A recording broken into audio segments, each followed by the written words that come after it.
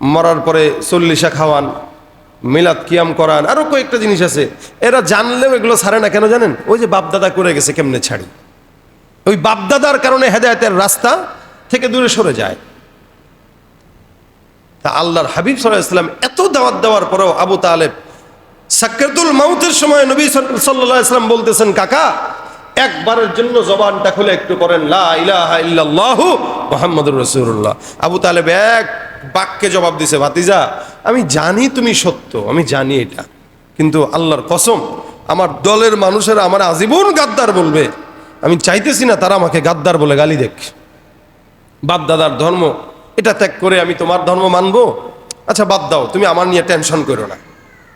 আল্লাহ পাক বলেন, ইন্নাকা লা তাহদি মান আহবাবতা ওয়ালাকিন্নাল্লাহা ইয়াহদি মান ইয়াশা।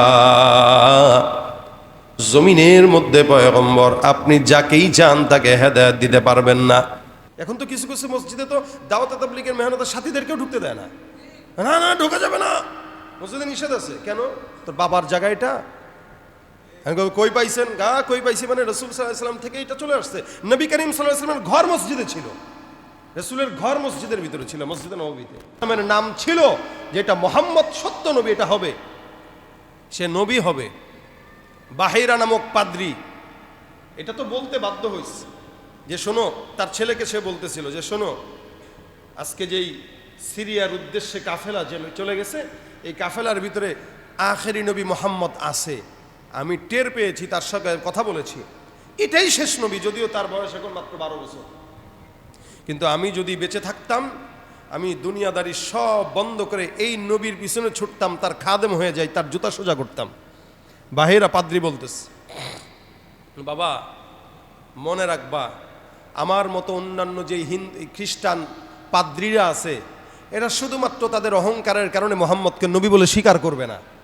কিন্তু আমি তোমাকে ওসিয়ত করতেছি, তুমি যদি তাকে নবী হিসেবে পাও, কথাবার্তা ছাড়া তুমি তার খাদেম হয়ে যাবা, তুমি অহংকার করো না। তো ইহুদি খ্রিস্টানরা অধিকাংশ তাদের অহংকারের কারণে রাসূলের হেদায়েত পায় নাই।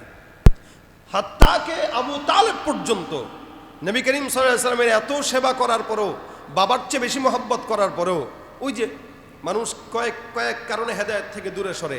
এর ভিতরে সর্বপ্রথম কারণ তার জ্ঞানের কারণে, দ্বিতীয় নাম্বার তার অহংকারের কারণে, তৃতীয় নাম্বার তার টাকার কারণে, তৃতীয় নাম্বার তার মূর্খতার কারণে, চতুর্থ নাম্বার ওই যে বাপদাদারা করছে আমি কেমনে ছাড়ি, এই কারণে। আমাদের দেশের কিছু ভাইরা আছে, ওই কিছু জিনিস নিয়ে পড়ে থাকে আজীবন, মরার পরে চল্লিশা খাওয়ান, মিলাদ কিয়াম করান, আরো কয়েকটা জিনিস আছে। এরা জানলেও এগুলো ছাড়ে না। কেন জানেন? ওই যে বাপদাদা করে গেছে, কেমনে ছাড়ি? ওই বাপদাদার কারণে হেদায়েতের রাস্তা থেকে দূরে সরে যায়।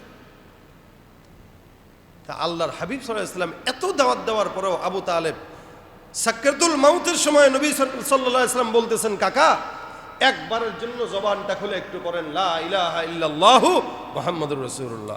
আবু তালেব এক বাক্যে জবাব দিছে, ভাতিজা আমি জানি তুমি সত্য, আমি জানি এটা, কিন্তু আল্লাহর কসম আমার দলের মানুষেরা আমার আজীবন গাদ্দার বলবে। আমি চাইতেছি না তারা আমাকে গাদ্দার বলে গালি দেখ। বাপ দাদার ধর্ম এটা ত্যাগ করে আমি তোমার ধর্ম মানবো? আচ্ছা বাদ দাও, তুমি আমার নিয়ে টেনশন করো না। আল্লাহ পাক বলেন, ইন্নাকা লা তাহদি মান আহবাবতা ওয়ালাকিন্নাল্লাহা ইয়াহদি মান ইয়াশা। জমিনের মধ্যে পয়গম্বর আপনি যাকেই চান তাকে হেদায়েত দিতে পারবেন না। আমি আল্লাহ পাক রব্বুল আলামিন কাউকে যদি হেদায়েত না দেই,